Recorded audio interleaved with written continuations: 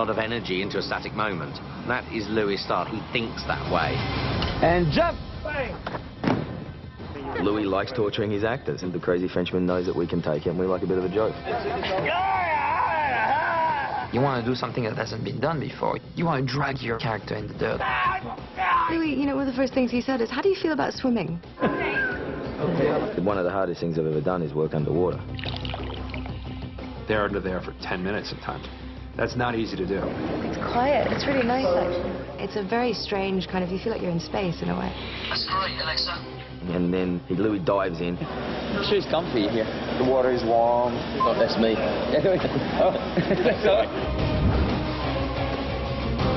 I completely fell in love with it. You have to have a physicality to be in a movie like this. We've had explosions, wire work, and stunts. That's a part of doing movies like this. You get to do stuff that you'd never get to do before.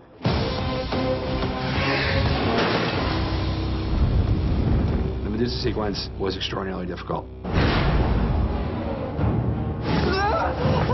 This set is humongous.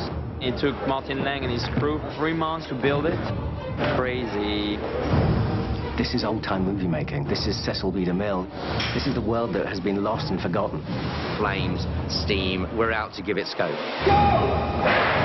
Your job's half done for you as an actor. You're just lost in the world. The Stitching Witches set was fantastic. The scale of it is just quite overwhelming.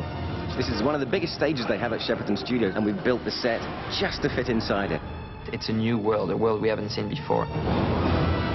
You're standing on set and there are 300 extras that all look fantastic. Yeah, the Argos set was a big undertaking. Fantastic little streets, little corridors. The thing is just perfectly made. It was very important for me to shoot in a real location, so we shot around the world just to give it that scope, give it that sense of epic adventure.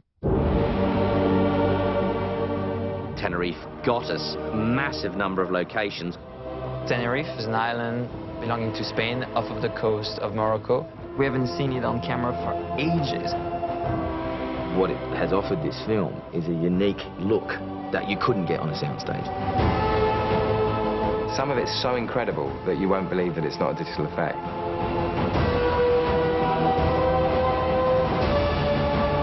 We also shot on the largest slate mine in Wales. It was very dramatic, and it was all for the dingy, dark stuff that happens when we're going towards the underworld. Good, good. We always wanted to marry old-school, huge scope filmmaking with modern-day, high-tech visual effects filmmaking. We spent a lot of time working with Louis, blocking out the sequences in the computer. What I want to make sure is that we really understand the choreography. Interaction is the hardest thing when you're fighting a giant creature that you can't really touch. If you want to hit something, there's a difference between hitting air and hitting a guy in a green suit. It reflects in your muscle tone.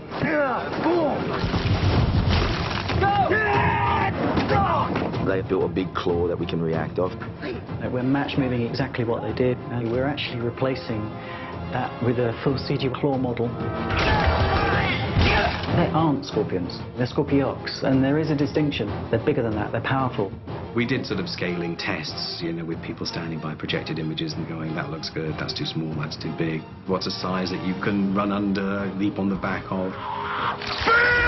One of the things that we knew from the outset was that Pegasus was always going to be a big challenge.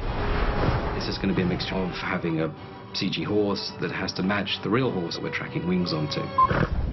It was really fun just to get everybody's take on mythology. 3, 2, 1! It's difficult. You're working with green screen. Half the room is green and you're expected to see a kraken the size of Manhattan. The monsters are the biggest thing you've ever seen. It's just stuff we've never seen done by a computer. It's going to be quite a ride. It's a mythological epic, all wrapped up in an explosive blockbuster. This isn't your fight. Someone was going to have to say enough. This is the end. This is just the start. Release the Kraken!